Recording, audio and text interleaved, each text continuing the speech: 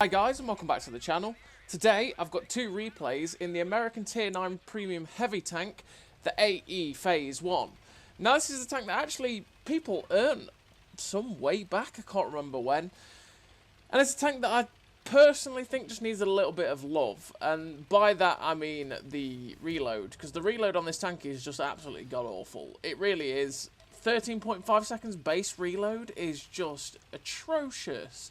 And I don't understand why it has such a long reload. It's actually one of the worst reloads at tier 9 for a 400 alpha gun. There's a couple of tanks that were on the same level as it, like the Concept 1B and the AMX M451. The AMX M451 did get a little bit of love recently, and this is one that I definitely feel probably should have that little bit extra love again with its reload, because it is just slow. Because, I mean, the armour on the tank is fairly solid, right? It's pretty decent at side scraping. It's got a decent upper plate, a decent lower plate, and it's got pretty good turret armour. The only weakness on the turret is the cupola on top.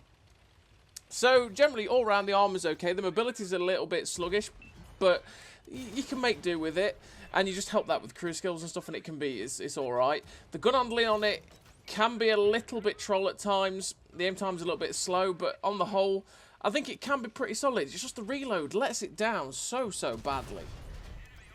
So in terms of a crew, I run Born Leader, Rapid Reload, Sixth Sense, Situational Awareness, Trap Mechanic, Steady Aim, Snapshot, Run and Gun, and Off-Road Driving. Off-road driving because we want to make the mobility better, want to help it along with its terrain resistances so it can, you know, be more mobile consistently as it goes along. All the gun perks, because like I say, the aim time and the accuracy can be a little bit troll at times, so just making the gun as good as possible is exactly what you want to do, and it is a brawler of a heavy tank, so being able to hit those shots is important. And that's why I run rammer, vert stabs, and optics as well, because I want to make sure that I can actually spot things with the optics. Vert stabs making it 20% more accurate, and 10% more DPM is what you always want. And yeah, it's like I say, the one thing that really lets this tank down is that reload being so atrocious, and it just needs some love, personally. So, in this game, on Overlord, we've managed to progress down the line, get to a position where we can be a little bit hull down, keep pummeling the shots out, and we're just looking to help our team where we possibly can, because a few of our tanks went to the beach, and there's still a lot of their tanks alive on this upper end. So, like, currently there's actually only 4 tanks on our team on this top end, and all of their tanks are on the top end. So we're a little bit outnumbered, but we're trying our best to just whittle this number down. We are pretty damn top tier, because I think there's only 5 tier 9s, which is nice. And that means that this tank can just roar, realistically, because there's not too much to threaten it. And we're having a pretty decent game so far. So we're at 3.3k damage, and unfortunately, that shot missed on that Tiger too. Now this other one is, well, I'm not quite sure what he's doing, but we get a nice shot into his drive wheel there, track him in place, breaking his engine, and our friend finishes him off. The other Tiger 2 gets finished off, and now there's just the 2 heavy tanks, Z75, and I think it was a VKB who were in a platoon, just over this ridge line. Now this ridge line is good for me because obviously I can use it to stay hull down if I need to. The C75 is in a place where I can start pummeling in the shots. Fortunately enough, I had the side of his turret there, so we get that shot in to that. And like I say, this position is perfect because we are hull down, and it's just going to make it very difficult for this man to be able to pen us. But I do want to move forward and not keep myself there, because obviously this E75 has pulled back behind the ridgeline and is making it as awkward as he can for me to be able to shoot him. So we get one into his lower plate, we've pulled forward, and we're still kind of hull down at this point, but the more he's pulling up the ridge line, he's going to get a shot at us. Fortunately enough, he only hits the drive wheel and does tracks, and tracks us in place, which we still have the repair kit, so we burn that. And now we're going after the last 2 tanks alive, the light tank and this VKB. Now, fortunately enough, we've got his side, but if we had his front, we'd need the heat, because the lower plate is horrendously hard to pen, and yeah, there's not much penning it from the front. But fortunately enough, we don't have to worry about that. Just before we got the reload in, he gets finished off. And we finished the game with 5.6, nearly 5.7k damage, 2 kills, 456 assisted, ace tanker, Confederate, sniper, high caliber, 1679 base XP. A pretty damn nice game for the AE Phase 1. It's a tank that, like I say, I'd say it's thoroughly mediocre for a tier 9 heavy. And that's because the armour is pretty decent, the gun's a little bit troll, and then the DPM is just absolutely atrocious. And when you've got so many other tanks out there that have 400 alpha at tier 9, that reload so much quicker, and have, like, probably just comparably just as good armour, and have better mobility, this tank just feels a little bit poor behind those tanks. I mean, even you think about the M103 buffs that happened, not really recently, they were in that Tanks Reforged Blitzkrieg, which was a pretty damn long time ago now. That made the M103 absolutely fantastic. It dragged it out of the wilderness and into balance, right? And it made it just better to play. And unfortunately, they just decided to leave this tank out. And there, like I said, there's a lot of tier 9 heavies that are starting to get love in the Tanks Reforged, like the MXM 451, like that had the joint worst reload for a 400 alpha gun, and that's been buffed. So it's kind of like, yeah, just give this thing a little bit of love, just help it along a little bit, you know. So we're on the second game, and we're on El Alamein. And I'm going to go to this position that I tend to always go to at J4, because I can get on this ridge line, and this little rock on the right-hand side that I'm just sort of looking at a minute ago, I can get up on there and look around that little rock and get shots up the 2-3 line. Now, we get spotted by the T100 LT. This time we are bottom tier. We get spotted by the LT100, and we're just trying to get a shot into him. Hopefully, we'll be able to get that shot into him, because every shot into him is a good shot. And we do manage to get that shot in, because obviously he's a light tank, he's going to be playing like a pest. We want to get rid of it so that we stop being spotted and he just stops harassing us and our team. So, this is the position I want to go up to, because I can, like I say, get hull down and also get shots out safely and side scrape and that sort of thing. I can also get more shots across the EFG line. But I decided, you know what, I can use this position, like I say, get hull down and try and get some shots at the MX-30, but unfortunately, I overexposed myself a little bit there. He ends up shooting us a breakout turret, which is really unfortunate, but it is what it is. And here we are in this position that I wanted to be in. We get a nice shot into the back of the T100 LT. Like I say, we get rid of that guy. That's great. And we're just waiting for the reload, and unfortunately, we don't get anywhere near. But their T100 LT gets shut down. There's a 263 over there, which we are never going to pen in that position that he's in. That is just like the god tier position for him, because he's perfectly hulled down, and the 263 is yeah, it's a pretty damn solid tank destroyer. We managed to get a shot into the side of that 705, which I'm not quite sure how that shell hit him, because I couldn't really see his side all that well, but we managed to get it in and break his engine. We get another shot into his side again, set him on fire, absolute result. And we're just waiting for this reload so we can get another shot in. It's never going to happen. And, yeah, that's the last shot we're going to be able to get into him for now. Now there's this 1390 that's being, well, he's buzzing around.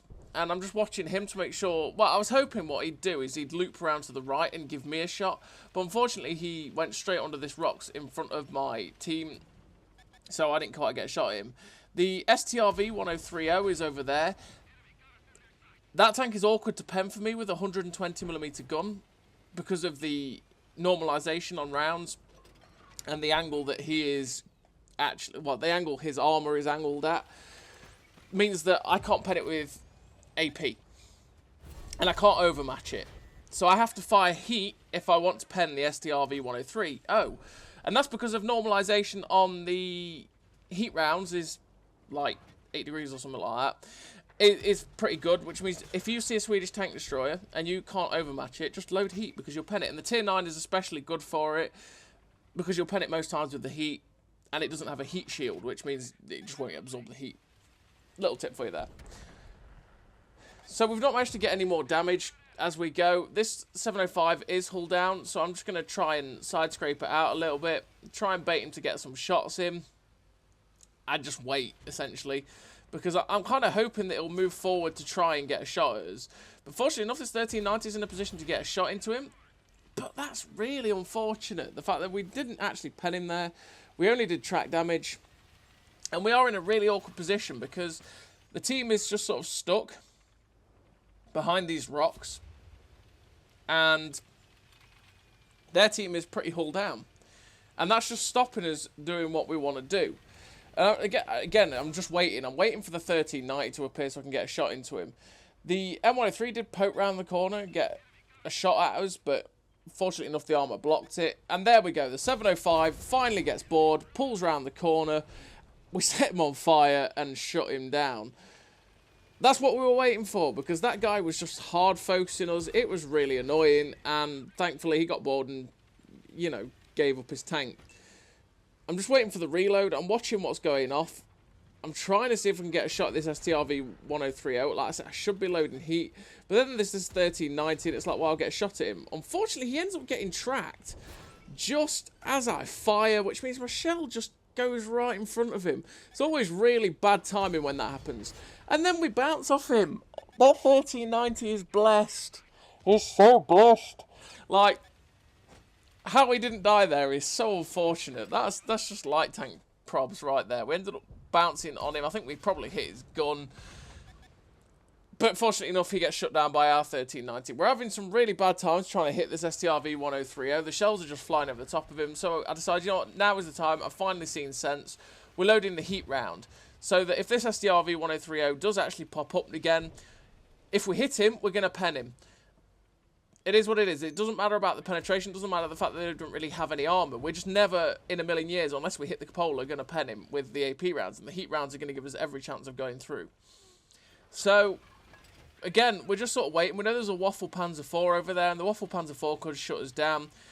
Let's say it's just, this has been one of those awkward games. It's kind of just trying to manoeuvre shots, trying to wait for our team to loop behind them, because that's exactly what's happening now. And now I'm in a position where I can see if I can try and get a shot at the back of this 257. But I can't quite see it, and it's like, just back up a little bit more, a little bit more. Okay, there we go. Thank you very much. The 30B pops up, and I'm like, oh, that's a kill. Unfortunately, snap the shot and miss it.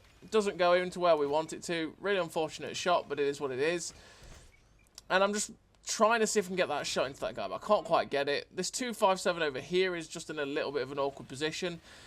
And it's just the thing in the back of my mind right now is the fact that that E2 position has the Waffle Panzer IV. So I was just being really hesitant. But right now, I just think, you know what? Screw it. I'm going to move to the rocks in front of me, use that as protection, and hopefully he won't shoot me and pen me and kill me. Fortunately enough, he does pen us. Well, I'll say that's unfortunate, really. Unfortunately, he does pen us. Unfortunately enough, he doesn't kill us. Really, with the, I think it's what, 560, he probably should have killed us there. I actually don't know. I'd assume with the Alpha there that he didn't actually have the top gun. That, or he just low-rolled like mad, which is also a giant possibility. We're up to 3k damage and 1777 assistance, and I want to get rid of this STRV 1030. Like I say, I've not got the heat in again, which is going to make this awkward, but we're a little bit closer in, so I could possibly get a shot at his cupola. Fortunately enough, the T30 behind, or in front, yeah, he's behind me, shuts him down, and now we're going to move up on top of this ridge line over here and get some shots into the back of the guys pressuring my heavy tanks. Now, this is a position that is very, very solid for the AE Phase 1, because we're going to be able to be hulled down again, and when you hull down, this tank is really good. Like I say, the only thing that lets it down truly is the fact that its reload is so trash. So we get a nice shot into the back of the 257.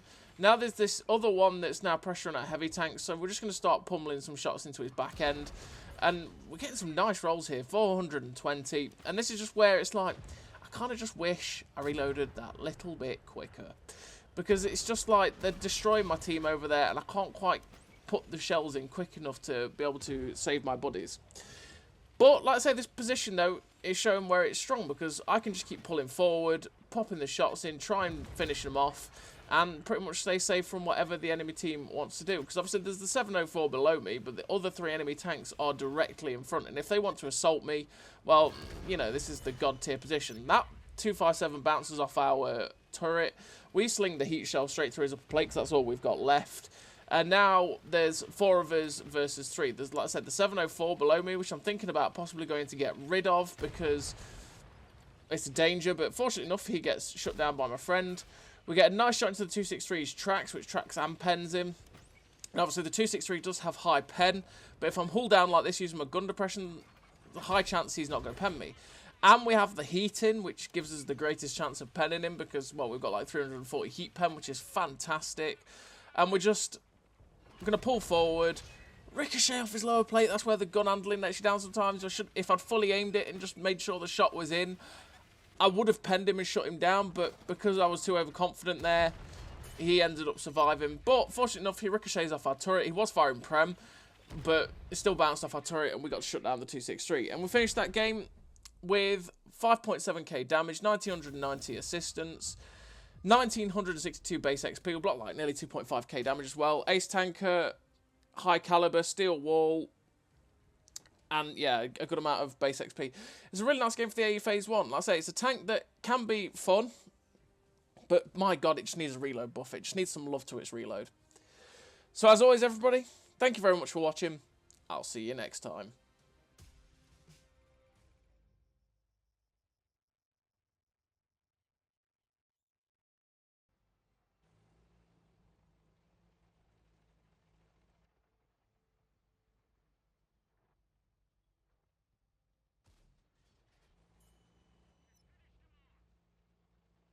Great success!